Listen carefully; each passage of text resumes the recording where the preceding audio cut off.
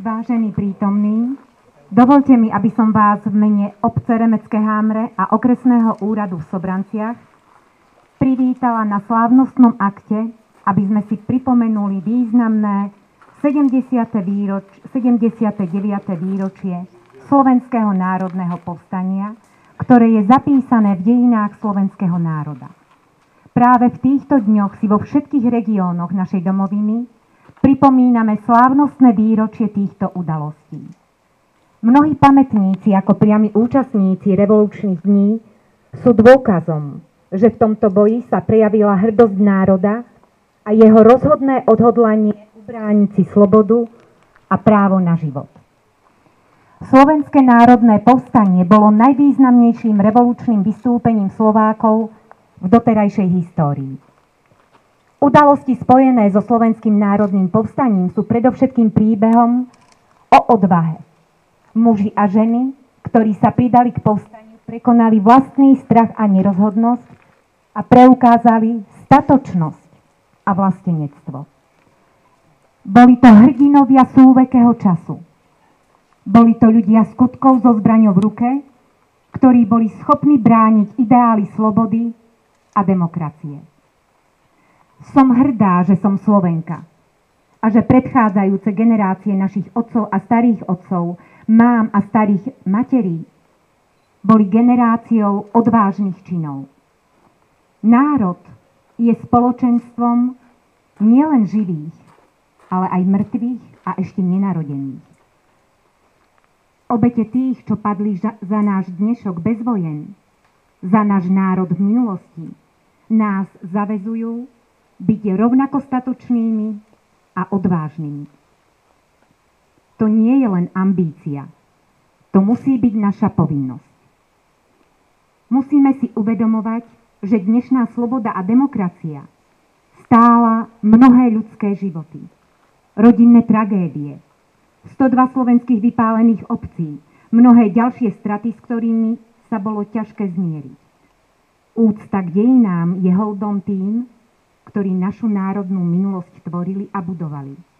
Hoci im nikto nezaručil výsledok a budúcnosť bola pre nich vtedy veľkou neznámou. Odkaz Slovenského národného povstania si s nami uctia aj naši hostia a ja medzi nami vítam poslanca Košického samosprávneho kraja, pána Martina Hrunku.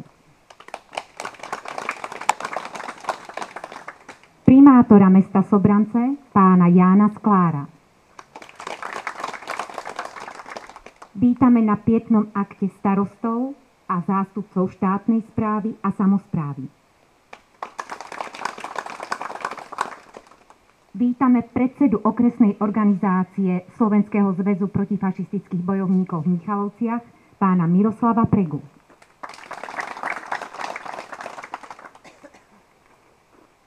Vítame zo základnej organizácie Slovenského zväzu protifašistických bojovníkov v Sobranciach podplukovníka vo výslužbe pána Mariána Lukáča. Riaditeľku Centra pre deti a rodiny Remecké Hámre pani Tatianu Červenú.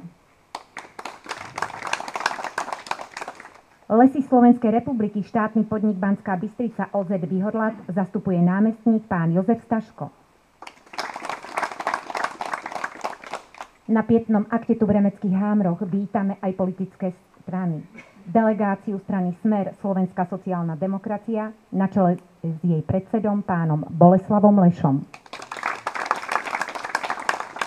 Vítame stranu Hlas sociálnu demokraciu a členov okresnej organizácie v Sobranciach. A teraz, vážení prítomní, dovolte, aby slávnostný príhovor predniesol hlavný organizátor, starosta obce Remecké Hámre, pán Marek Končura.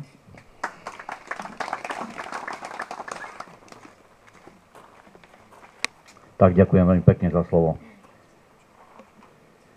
Ctené dámy, vážení páni, vzácni hostia, milí spoluobčania. Dovolte mi, aby som vás čo najsrdečnejšie pozdravil a privítal pri príležitosti 79. výročia Slovenského národného povstania. U nás v Remeckých Hámroch pri našom obnovenom pamätníku. Každoročne sa snažíme pripomenúť si udalosti rozhodujúce pri písaní histórie slovenského národa. A myslím si, že Slovenské národné povstanie bolo veľkým historickým medzníkom a bolo začiatkom osamostatnenia sa slovenského národa spod útlaku Nemcov a Maďarov. Tento pamätník bol postavený na počesť 7 sovietských rozviedčíkov. Všetci zahynuli pri prestrelke neďaleko na Morskom oku, kde bojovali s nemeckými a maďarskými okupantmi. V roku 1965 bol na ich počesť postavený pamätník, pri ktorom sme sa zišli a ktorý sme nanovo zrekonštruovali pred 3 rokmi. Tu chcem poďakovať naozaj tým, ktorí majú na to veľký podiel, že vyzerá dnes tak, ako vyzerá. Určite si ho pamätáte, tento pamätník, aký bol predtým. Zarastený, opustený, zabudnutý. Takže veľmi pekne sa chcem poďakovať naozaj Slovenskému zväzu protifašistických bojovníkov a taktiež pánu Lešovi, ktorí na tom majú veľký podiel. Veľká vďaka.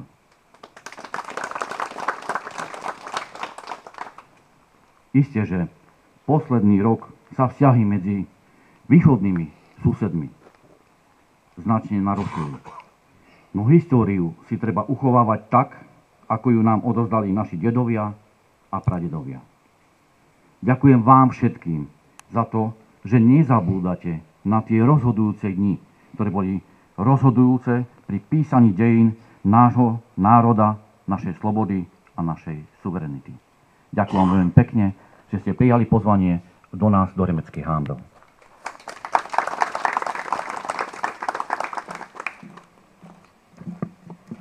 Ďakujeme pánovi starostovi obce Remecké Hámre Marekovi Konžurovi za slávnostný príhovor a v nasledujúcich chvíľach by som poprosila predsedu okresnej organizácie Slovenského zväzu protifašistických bojovníkov v Michalovciach, pána Miroslava Pregu, o ďalší príhovor.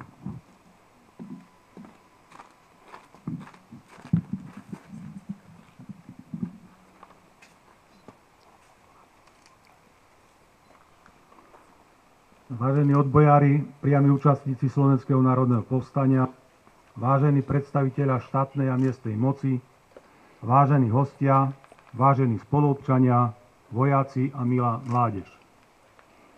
V týchto dňoch si pripomíname štátny sviatok k 79. výročiu vypuknutiu Slovenského národného povstania.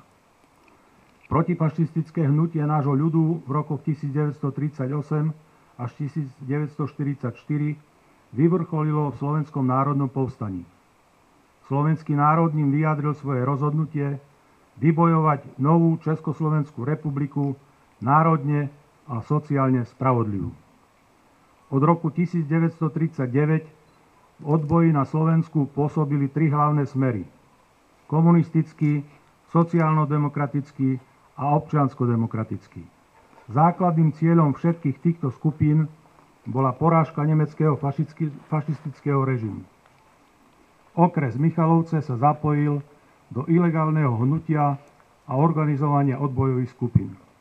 Prvá Janošikovská družina Pavla Boroša na Slovensku vznikla v našom regióne v lese zvanom Pirnagov vrch. Všetci jej členovia boli antifašisti Židia. Partizánske jednotky Čapajev, Pugačev, partizánsky oddiel Jastrib, Krivaň, Veža, Borkáňuk, partizánsky oddiel za slobodu Československa pôsobili v operačnom pásme zhruba 800 km štvorcových lesov Vyhorlatu a značnej časti územia okresu Michalovce, Sobrance, Humenné a Snína. V lesoch Vyhorlatu bojovalo vyše 700 partizánov v 8 partizánskych skupinách a oddieloch. Bojov v Slovenskom národnom povstaní sa zúčastnilo 18 000 ozbrojených partizánov.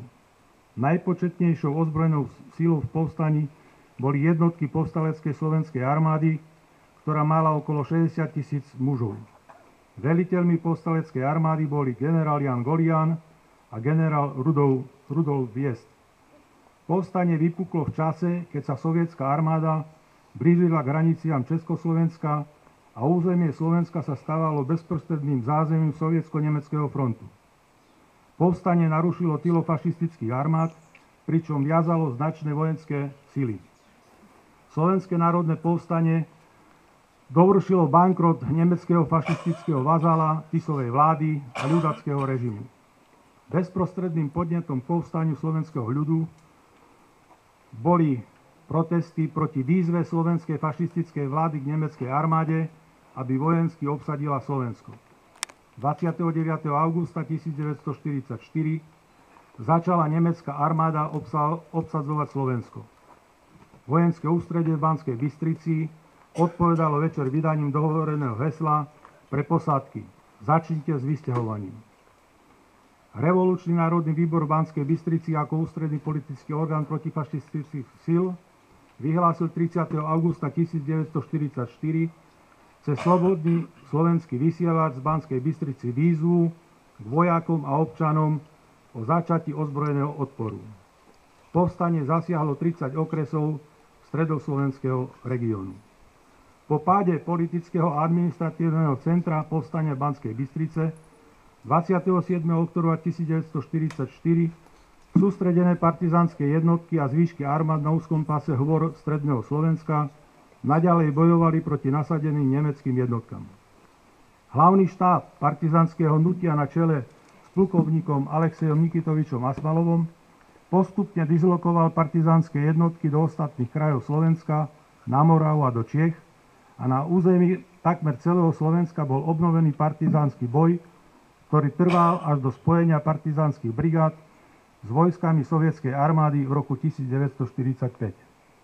V Slovenskom národnom povstaní svorne bojovali bok po boku viac ako 30 národov a národností zo 4 kontinentov: Slováci, Česi, Rusi, Ukrajinci, Bulhári, Srbi, Chorváti, Rumúni, Francúzi, Gréci, Židia, Austrálčania, spolu viac ako 8400 príslušníkov. Nacisti a pohotovostné oddiely Hlinkovej gardy vypálili po dnešných prieskumov 169 obcí a osad ako Kalište, Baláže pri Banskej Bystrici, Ostrý Gruň, Kľak pri Žiari nad Hronom, Skicov, Tokajík, Vinné, Poruba pod Virovatom, Klokočov, Kusín a ďalšie. Ale napriek všetkému odporu ľudu neprestával a partizánske akcie nedoprali fašistom oddychu. Slovenské národné povstanie napísalo jednu z najslavnejších stránok dejín slovenského národa. A to si bude história pamätať na veky, kým bude Slovenský zväz protifašistických bojovníkov. Vďaka Slovenskému národnému povstaniu slovenský národ sa zaradil medzi víťazné národy nad fašizmom. Sekunda.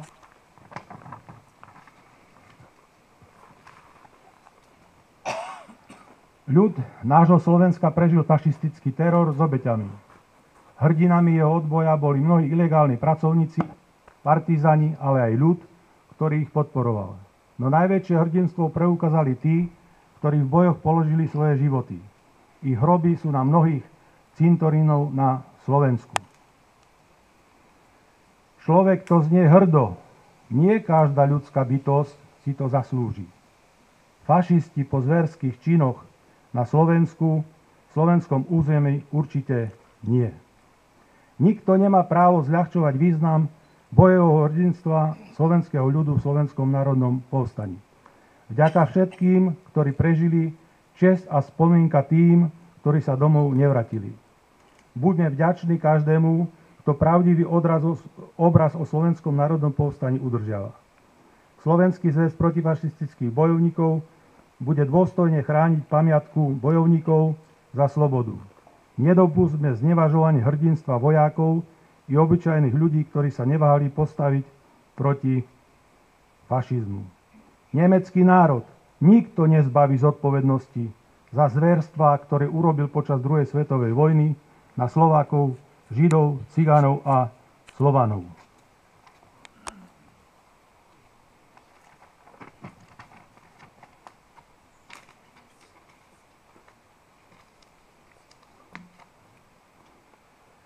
Dnes stojíme tu v areáli vďaky a pokoja. Pri zrekonštruovanom a obnovenom pamätníku parašutistov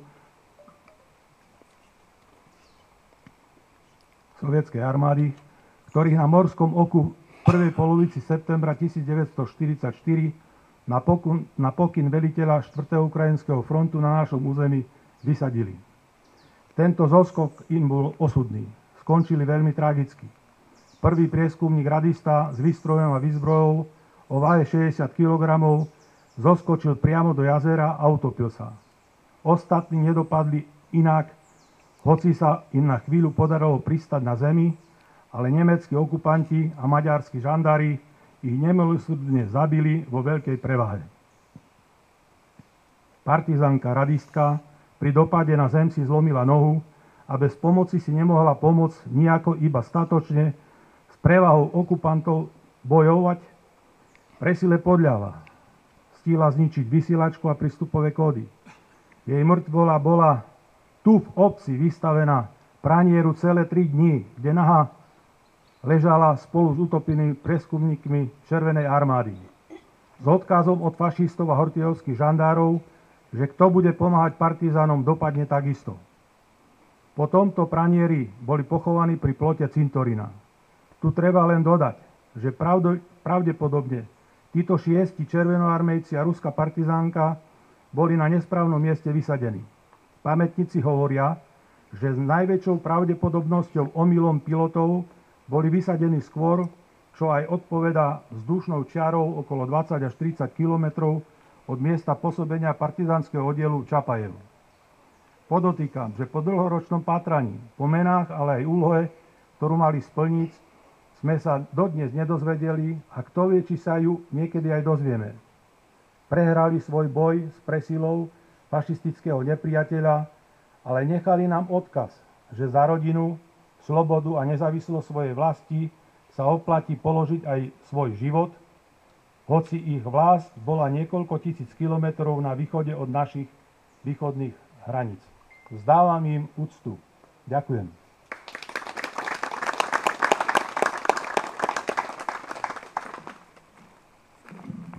Ďakujeme za krásne slová naplnené históriou.